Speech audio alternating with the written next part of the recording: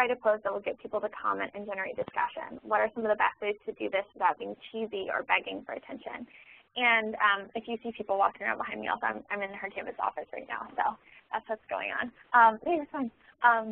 So in order to write a post that I think people will comment on to generate discussion, think about what's something that you'd want to talk about with your girlfriends, and what's something that provokes you. Because if it doesn't provoke you, if you saw the post on another site and you wouldn't want to read it or say anything back about it, probably not going to be a very interesting post. Take your own level of interest in it as a good indicator of how many people are going to want to talk about this.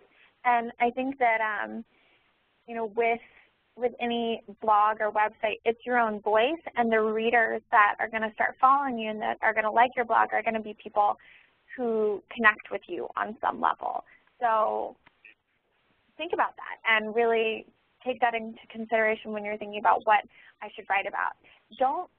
If you see a post or if you see a topic and you think of something, you're like, oh, I bet people would really care about that, but you don't care about it yourself, the people that are reading your blog probably won't really care about it either. So yeah, I mean, sometimes in the morning I'm reading the newspaper, and like this morning I was reading an article in the Financial Times about how partisan media, there's all that debate about the shooting in Arizona and how maybe it was influenced by partisan media, and people are blaming, how broken up it's become, and how everyone's blaming each other and pointing fingers. And I thought that was really interesting, and it inspired me, and like maybe I should do a blog post about that, because I wanted immediately to turn to someone and be like, well, what do you think about this? Do you think that's why this happened? Do you think that this is leading to this type of violence? So it's when it's something that you're like, wow, I want to talk about this, that's when you should write it. If you don't have anything to say, don't waste your time writing a blog post, because just writing a blog post for the sake of saying I blogged today, it's just going to be wasted space. So yeah, the next question is, how do you continually generate fresh ideas? I think for that, just stay open, frankly. Talk to your friends, talk to your family members, talk to people also who are outside the traditional audience of your blog, because it's not always going to be, I don't just talk to college women to get ideas for her campus. I talk to everyone. My dad gives me a lot of great ideas for her campus, and he's 60. So I think it's just talking to people, reading a lot, and just staying open to seeing what's interesting. What would people want to read about on my site? How did your friends come up with the idea for her campus? I think we went on that. The next question is, how can you reflect and share how you've been able to generate more readership across the country? So that's actually, it's been a really interesting journey since we launched, to go from 3 readers, I guess, with me and Stephanie and Annie, to 150,000, and hopefully, that number is continuing to grow. We haven't had a month where we've gone down yet. So when you're trying to get new readers, I think the best thing is just to get the word out there. And you need to make sure that as many people hear about it as possible. I know this sounds silly, but when you're talking to someone and when someone asks you what you do, even if, sorry, even if blogging isn't your job, even if you have a traditional job, say like, oh yeah, I work here, but I also write this blog, or I also write for this website, and just talk about it, because I've actually had a lot of interesting stuff happen when I've been at the airport talking to someone while we're waiting, or when I've been on the bus, or when I've been, in line at the mall. Talk to everyone about what you're doing, and then also have an interesting story. We've been able to get a lot of press. This year or last year we were really lucky, and I think it's because we created an interesting story. Annie dropped out of Harvard to work on her campus full-time. Stephanie and I stopped looking for other jobs during our senior year at Harvard and just decided we were going to do her campus. And we really saw a need for this and told everyone about it. And I think when you create something that's interesting, you create something that's unique, and you get the press to hear about it, of course, getting articles online or, in newspapers helps a lot. Also, don't ever say no to a press opportunity. Even if, some guy was like, I write a blog about entrepreneurs, will you shoot a video for me? And I said, sure. So earlier today, just got on my webcam and kind of like I am now, talks about her campus. And now it's going to go on this blog. And maybe 5 people will see it, but maybe 5,000 people will see it. You never know. So don't ever say no to a press opportunity. The next question is, let's see. What do you think of the short word limit that tends to come with blogging? How can a blogger make the most of a tight word limit, and should it affect the topics she chooses? I don't think it needs to affect the topics that you choose. I think that the short word limit that you're talking about there is the fact that when people read online, they have short attention spans. One way to actually increase the word limit for a topic that, say you've got a lot to say about it, break it up into parts. Say like part 1, part 2, and part 3.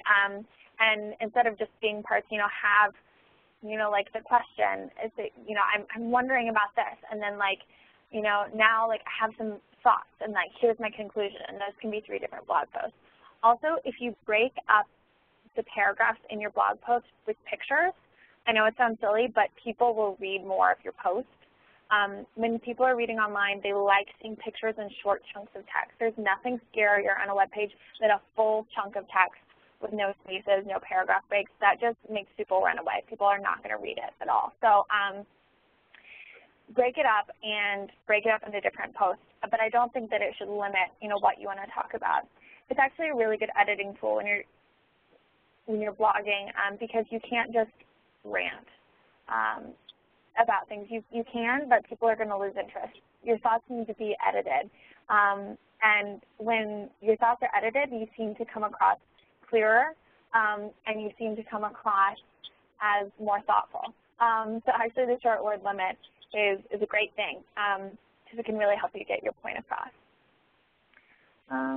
Let's see. Okay, so how can you best balance the marketing interests of your blog with wanting to create a forum for great ideas? In her campus's case, I would assume this conflict occurs with advertisers.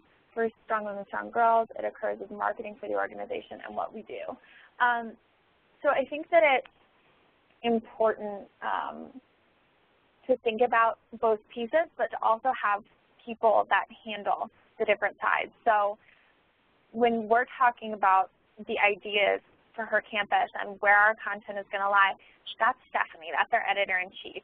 She handles all the content creation for the main site. She handles the bloggers, she handles all of our writers, and that's her job. I do all of the marketing, and I do anything that we do with different advertisers, with different businesses that we partner with, and we keep that very separate. In journalism, it's that's the church and state of journalism. I don't talk to the editorial team about business. They don't talk to me about business. We just keep it clean, because if I start talking to her about business, I'm going to start recommending, well, don't you think that Uggs are really in right now? Like, maybe we should do an article about Uggs, because I think Uggs might be an advertiser for us.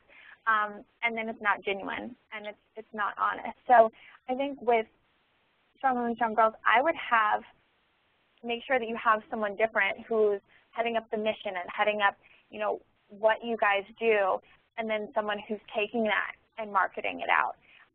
Don't let the marketing message direct who you are at your core, because if what people like about Strong Women, Strong Girls is what you're about. It's who you are at your core. It's what you guys do and why you do it.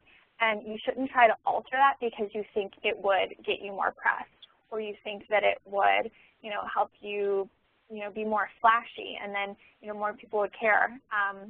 So it's I think keep those separate and let the core of the business drive the other side. That makes sense.